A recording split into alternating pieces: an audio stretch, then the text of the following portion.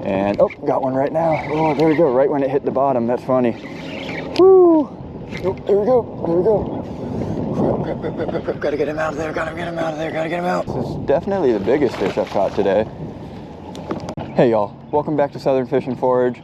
Today, I'm gonna demonstrate the difference in technique that I use when I'm using artificial lures versus live baits to fish docks for redfish. Now, I've already been on a pretty good redfish bite this morning. I know they're here. So I'm gonna start off by fishing this dock with an artificial lure, and I'll explain what I'm doing, and then we're gonna fish it with live bait, and I'll show you how I do that. So let's go ahead and get started.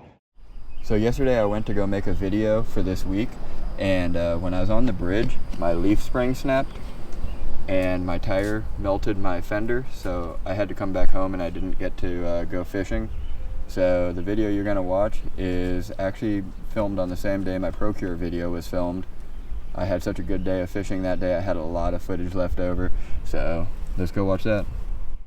First off, wind is blowing towards me right now. That's why my boat is oriented this way. The current is extremely weak right now, but it is also going in the same direction. So I'm on the down current side with the wind blowing towards me, and I'm gonna cast up current under this dock, just like this. Guys, if you ever watch my videos, you guys know exactly how I fish docks with artificials. It's nothing new. You guys hear me say it 100 times, but here we are.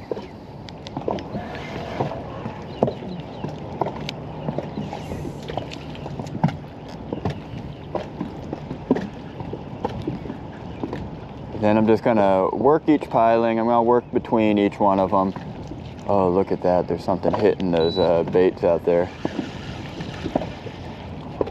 Like to cast up through them like that and kind of retrieve it back through. A lot of times, so redfish are ambush predators. A lot of times they're waiting under those docks in between those pillars, and when something swims by, they're gonna come out and they're gonna pounce on it. So that's what we are trying to take advantage of by doing it this way, pulling it back with the current so it looks nice and natural, and we're just pulling it, bumping it along the bottom. A lot of times redfish are down there towards the bottom. They'll come up to the top to hit a topwater, but I find the best technique is a nice slow retrieve down towards the bottom. And, oh, got one right now. Oh, there we go, right when it hit the bottom. That's funny. Woo! Got another red. I've been out here for a while. I know this is the start of this video, but I actually just made a different video, which was posted last week. And there we go. So this guy hit it on the way down. He actually swallowed it too. But right when it hit the bottom, he pounced on it. There we go.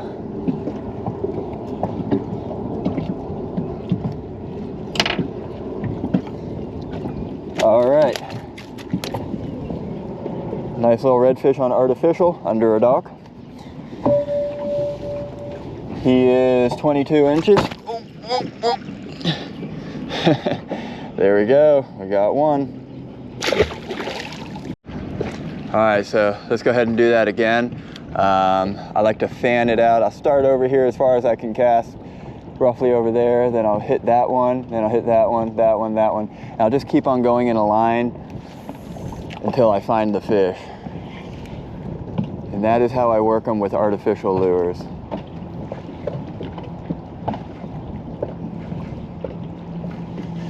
Sometimes if I take a bad cast at one, I'll take another cast at that same spot.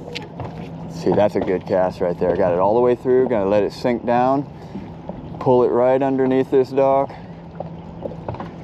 and see if they're home. So, I usually don't have too much time to fish. I only usually have maybe 2 hours tops to fish. So, I don't waste time working it all the way back to the dock or to the boat. Once I'm about 5 feet away from the dock, I just start reeling it in. And I know some of y'all are probably like, oh, well, what if a fish was following it? Well, I guess they just followed it to the boat.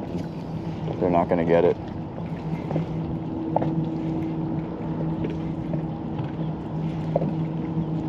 See, I'm under the dock now. I'm coming out of the dock right about here. I just go ahead and reel it in. Yeah, there could have been a redfish right there, but I ain't got the time for that. Either eat it or you don't. See how I'm just working? And then if I'm not catching anything, I'll move my boat a few feet over. If you're waiting, you're going to be coming from the other way. You know, you'll walk over a couple extra feet and cast at some new areas of the dock. But you just want to cover the whole dock. You never know where they're going to be. Sometimes they're going to be deep. Sometimes they're going to be shallow. You just got to keep on moving until you find them.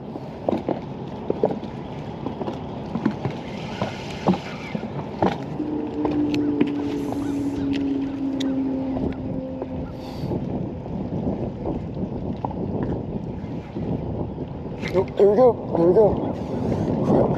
Crap. Gotta get him out of there, gotta get him out of there, gotta get him out. Oh, man. There we go, so here's another one on the artificial. Again, current's coming this way. Wind is also blowing this way, so it makes it nice and easy to keep the boat directed in the right direction. That's my smallest one of the day. Probably about, if I had to guess, 19 inches.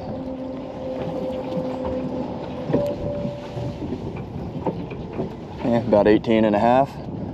That is a great eating size redfish. We are going to keep him. All right. There we go. As always, I'm using a red jig head. This one's a 3/8 ounce on it with a white paddle tail. That's my favorite color combo, red head, white tail. Whether it's a topwater, hard plastic, soft plastic, I always love the red head and the white tail. I used to use it a lot for snook down in Florida, and it works really well for redfish too. Oh crap, there's another one. There we go. There's another one. This is the technique I use. Down current side, pitching paddle tails up under docks. My gosh, this is actually a good fish too. That is a good one. So the current is about to change and it's actually going to start going the other way. To demonstrate part 2 of this video, I might just stay on this side.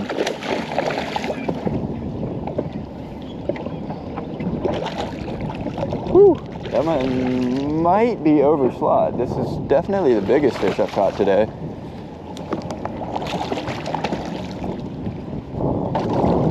All right, let's go. Get in my net. Yeah, that's definitely the biggest fish I've caught today. Definitely close to being overslot. I don't think he's quite.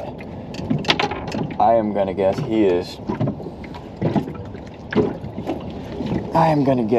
25 inches. Look at that. Let's see what he is.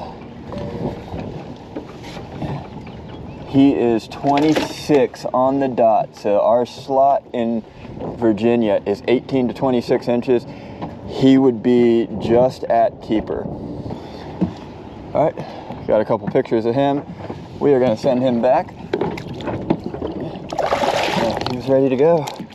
So that's my biggest one of the day, 26 inches. He is a keeper, but I like to send him back. I cast netted these menhaden earlier. I got it on an appropriately sized hook, and that's all I have on my line. I don't have any weights or anything. As you can see, I'm at the back of the boat now because the current and the wind are both going that way. I'm on the up current side of the dock, whereas I'd normally be fishing the other side with artificials. So I'm gonna cast this over. That way the current is pulling my bait towards the dock.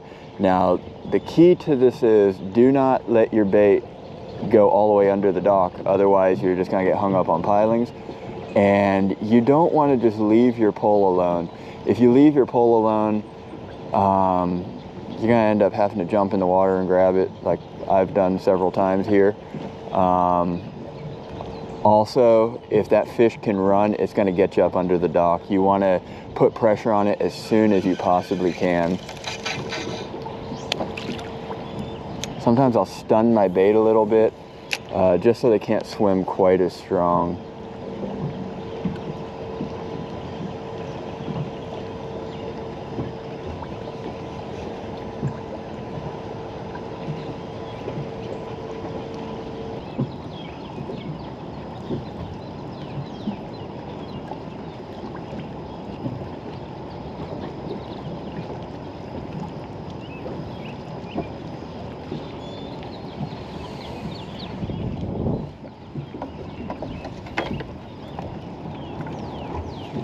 Cast a paddle tail while I wait for that. See if they'll hit a paddle tail.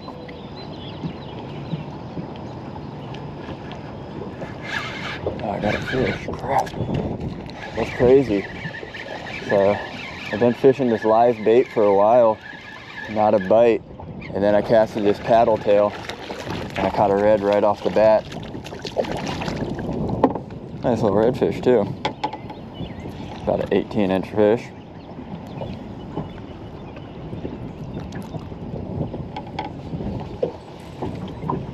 Yeah, 16 and a half.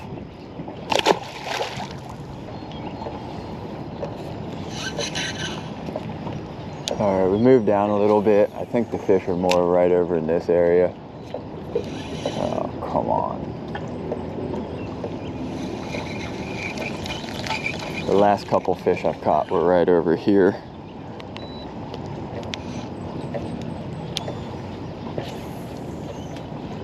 There we go. Got that right under that dock. Pull it out a little bit.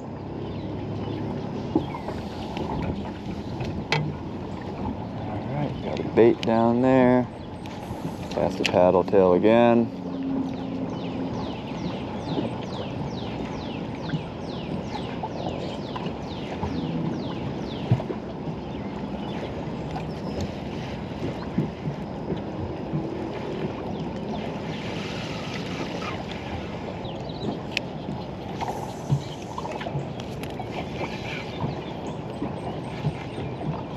There we go.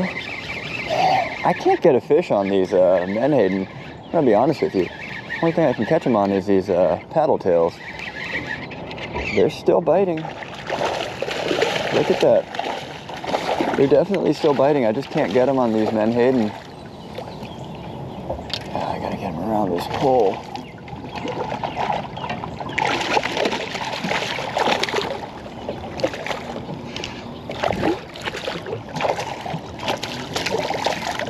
Another nice fish. That is definitely a slot fish. Lower slot. Nah, he might not be. Let's measure him, see what he measures at. He looks like he might be slot though.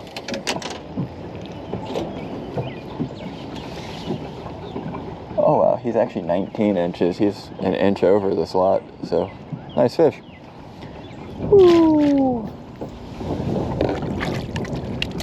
Let me show you real quick a pretty cool fish that I caught the other day. We were fishing out of the Chesapeake Bay Bridge Tunnel with fiddler crabs for sheepshead. A couple guys were catching a couple sheepshead, but we didn't have any luck with them, even though last year I caught quite a few sheepshead right here. Sorry about the audio, I didn't realize my mic was unplugged, but I got this fish and I thought it was a sheepshead. Fought exactly like a sheepshead until I got it right up to the surface, and check this out. It actually ended up being a triggerfish. There's a fish that I've never caught before. Down in Florida, they were pretty popular, but I don't really hear about them much up here in Virginia. But yeah, this is the first one I've ever caught. We looked up the regulations on it. It was a legal fish, so we kept him for dinner, and it was one of the best fish that I've had to eat.